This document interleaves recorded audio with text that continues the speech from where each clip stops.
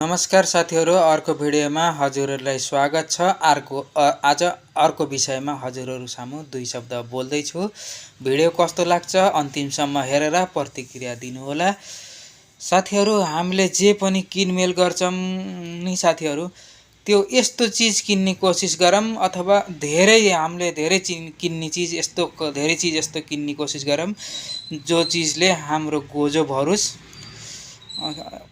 यस्तो चीज कम किन्ने कोसिस गरौँ जसले हाम्रो गोजो खाली गरोस् अथवा हाम्रो पैसा खर्च धेरै गर्ने। अझै हामीले पैसा खर्च गरेर किनेका चीजले पनि अझै हाम्रो गोजाबाट पैसा निकालेर खर्च गर्दिने त्यस्तो चीज कम किनौँ। यस्तो चीज किन्ने कोसिस गरौँ जो हामीले पैसा खर्च गरेर किन्यौं नि त्यो चीजले पनि हाम्रो गोजा के 2-4 पैसा आउने अथवा 2-4 पैसा बरु गोजो भरोस्। तर त्यो किनेकाले पनि अझै गोजोमा भएको पैसा पनि बचेको पैसा पनि रित्ताउने त्यस्तो चीजलाई हामीले नकिन्ने कोसिस गरौँ।